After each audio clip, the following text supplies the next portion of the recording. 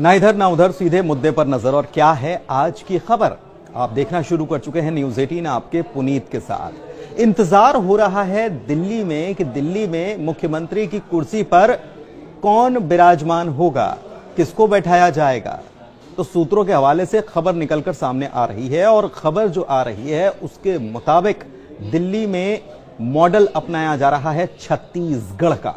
जी हां, बीजेपी दिल्ली में छत्तीसगढ़ का मॉडल अपना सकती है और इसके तहत एक मुख्यमंत्री और 2 उप मुख्यमंत्री बनाए जा सकते हैं। जो जानकारियां निकलकर सामने आ रही हैं, ऐसा हो सकता है जब छत्तीसगढ़ में जिस तरीके का मॉडल अपनाया गया या ओडिशा में या फिर मध्य प्रदेश में या फिर राजस्थान में जिस तरीके का चौंकाने वाला फैसला बीजेपी ने किया है, वैसा ही चौंकाने वाला फैसला दिल्ली में भी लिया जा सकता है। और जो सूत्रों के हवाले से खबर निकलकर सामने आ रही है उसके मुताबिक मुख्यमंत्री के तौर पर सरदार चेहरा नजर आ सकता है।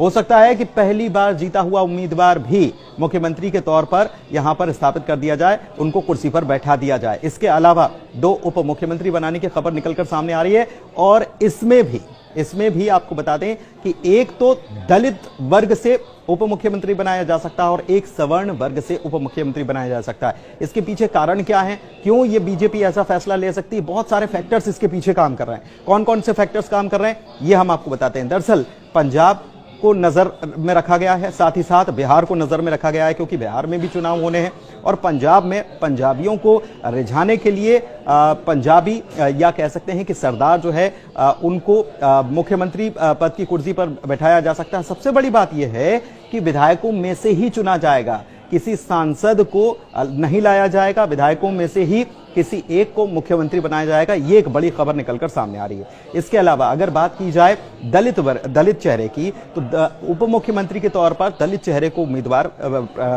उप मुख्यमंत्री के तौर पर दलित चेहरे को यहां पर बिठाया जा सकता है। इसका कारण यह है कि बिहार को बीजेपी को साधना है।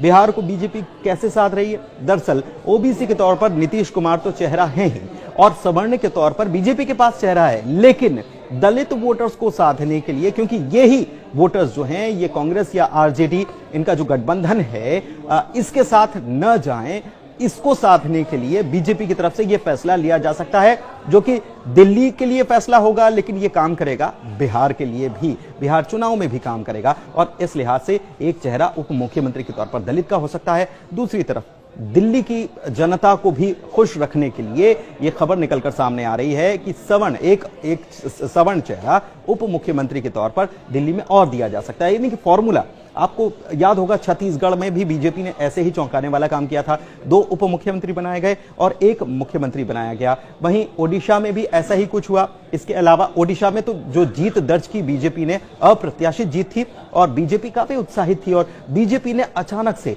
ऐसा चेहरा वहां से निकालकर उन्होंने मुख्यमंत्री के तौर पर दिया जिसकी शायद किसी ने कल्पना नहीं की थी। लेकिन बीजेपी हमेशा से चौंकाने वाले फैसलों के लिए जानी जाती रही है और यही फैसला माना जा रहा है कि दिल्ली में भी लिया जा सकता है, चाहे वो 2 उप मुख्यमंत्रियों की बात हो, जो कि एक दलित के तौर पर हो सकता है और दूसरा दलित वर्ग से आ सकता है और दूसरा जो है वो सवर्ण उप मुख्यमंत्री बनाया जा सकता है और सरदार चेहरा हो सकता है कि उप मुख्यमंत्री के तौर पर उनको जगह यहां पर दी जाए, उनको बैठाया जाए। तो ये बड़ी खबर निकलकर सामने आ रही है और बहुत जल्दी इसको लेकर फैसला हो सकता है।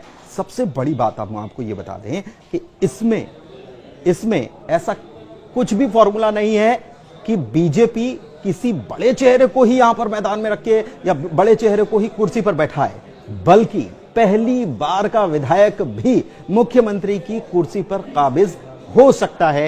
ये सूत्रों के हवाले से बड़ी और चौंकाने वाली खबर है। धन्यवाद।